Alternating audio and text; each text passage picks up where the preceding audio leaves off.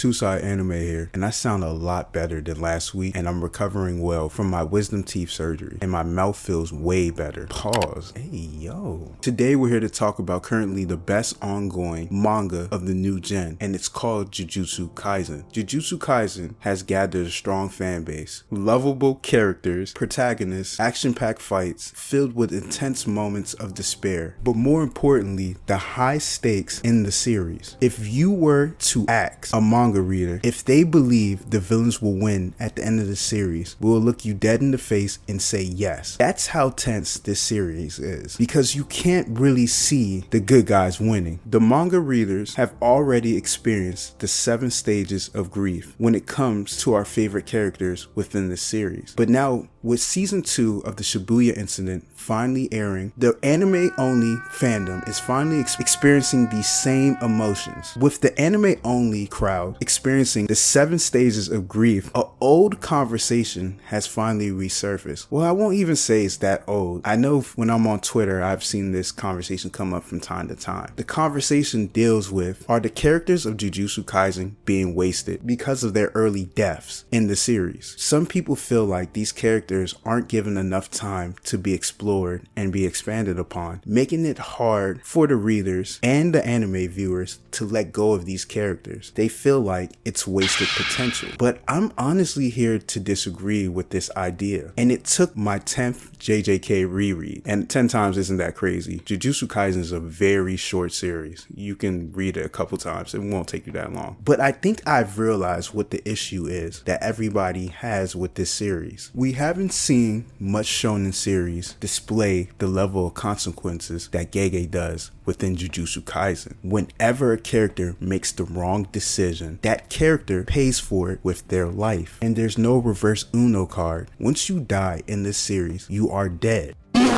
Some will argue and say we saw the same level of stakes, tension, and consequence in the series of Attack on Titan. Attack on Titan was and forever will be a masterpiece in my eyes. I don't care how you feel about the end. But even in Attack on Titans, most of the time, the side characters were the ones who died. But in Jujutsu Kaisen, the protagonist side, the main characters, side characters, no matter who you are, nobody is safe. This completely goes against the generic shonen trope that we have seen countless times. Even though you can put your own spin on it, most of the time in the series, the consequences always fall on the antagonist side when they make the wrong decision. They pay for every wrong decision, which leads to their end or their redemption arc. Gege basically is going against that. He's actually making all the main characters in the series pay for their wrong decisions. And unfortunately, most of the time, that's death. Nabara was told not to go, but she did. And she happened to run into Mahito, and Mahito killed her. But before we go on, my boy Mahito is innocent. He didn't do anything wrong. Nabara attacked him first, and Nanami, he scared him. Like, Mahito was chilling. It was self-defense. I seen it. Same thing with Nanami. Nanami knew if he continued on fighting, he was going to die. He could have found that useless healer that's getting paid a doctor's wage that I've yet to see her heal or save anybody's lives in the series, and she's known to be the most proficient sorcerer in reverse curse technique. Like, for real, what does she even do?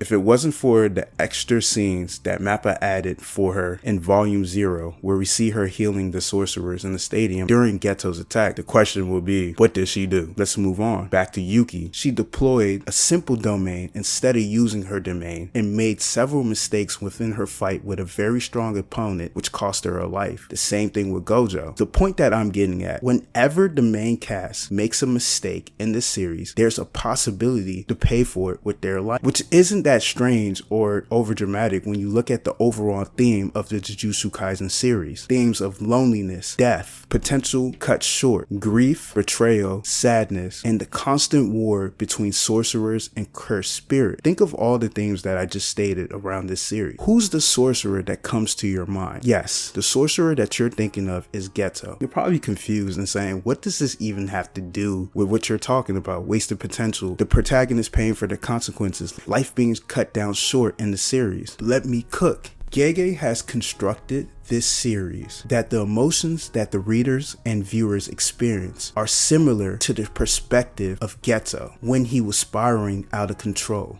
losing his way as a Jujutsu sorcerer. In chapter 77, Geto states, what if what's at the end of that road is a mountain of our fellow sorcerers' dead corpses? Let's unpack this statement. Geto is saying that the career of a sorcerer is a bottomless pit of emptiness. They're constantly going out. The sorcerers that you meet today can be gone tomorrow, which was perfectly displayed with Haibara, Nanami's friend. One chapter, we see him talking to Geto and Geto asking him if he's okay with being a sorcerer. The next chapter, we see that he's killed in the line of duty. Geto saw so many sorcerers come and go within the Jujutsu society that he became accustomed to sorcerers dying. Just imagine how many times he went through the 7 stages of grief by losing his dear friends, which makes sense why he clinged on to Gojo, because Gojo was so strong he didn't really have to worry about Gojo ever dying or losing. Jujutsu sorcerers experience death more than anybody else within this world. They're constantly seeing the potential of so many characters and people they love get cut down short because of the constant war with these curses. It produces a sense of dread and trauma within the series, which caused Geto to spiral out of control. But what does this mean for the viewers and readers? When we're engaging with the series, Gege is forcing us to experience these exact same emotions. The feeling of emptiness, knowing that Nobara isn't coming back and she will never reach her full potential. It's the same feeling that Yuji is experiencing right now when he looks at her dead body. The same thing goes for Nanami or any character that passed. You are forced to feel the same emotions that the characters within the series are going through, which is causing you to become addicted to the series. It keeps you engaged and it keeps the tensions hot. So anytime you see your favorite character steps into the line of duty, there's a possibility you won't ever see them again. That's what I mean. Gege is forcing you to view the series to the perspective of Geto, the perspective of any sorcerer. So when you as the viewer ask yourself, what's the point of continuing the series? This question is the very question that the characters within the series are asking themselves. When Yuji saw Nobara and Nanami die, he was asking himself, what's the point of even continue living? When Geto saw the true colors of humans, he asked himself, what's the point of even protecting them? What's the point of even being a sorcerer? Gege is making you feel the exact same emotion. But outside of Geto, Gege has also constructed the world building of this series to fit the fast-paced narrative of this series.